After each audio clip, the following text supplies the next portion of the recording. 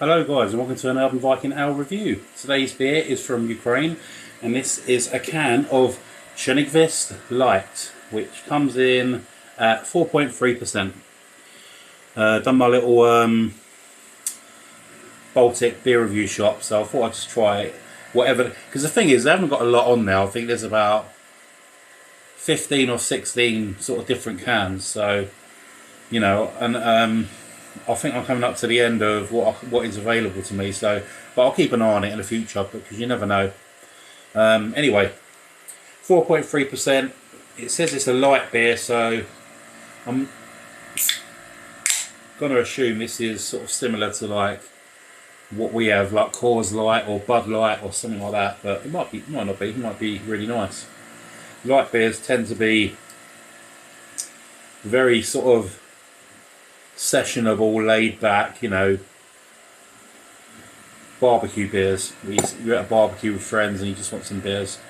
So beer in a glass. Head's almost disappeared, which is strange.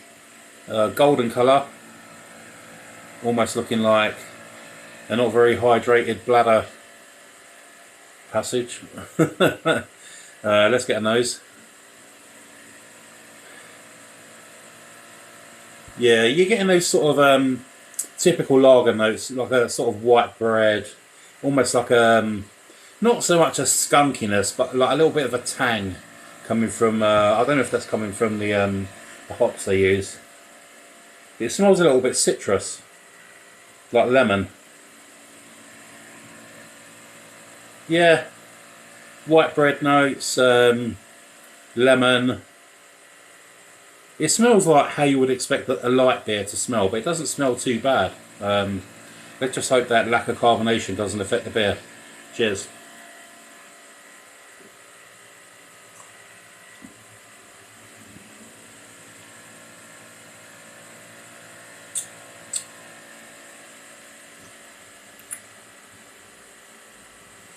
That's not bad.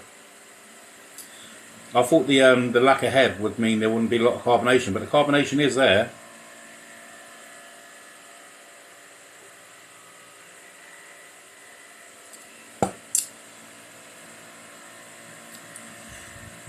I'm trying to compare this to I've done another beer from Ukraine called Oblon, which is sort of similar in ABV.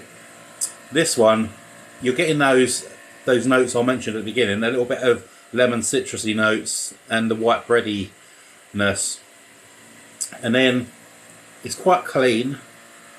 There's something else there. I'm trying to work out what it is. Sorry, there's another note that's escaping me.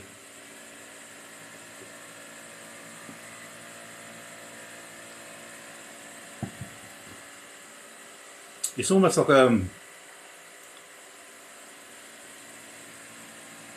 I don't know. This one's really confusing me. It's not complex at all. It's just this. It's just something's escaping me.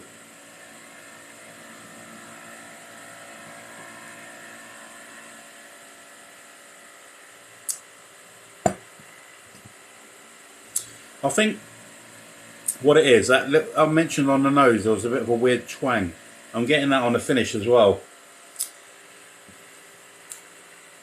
And it tastes a bit, almost sort of a bit planty, like I've mentioned before, when some beers, they have a very sort of vegetative flavour, which is almost similar to dandelion stalks.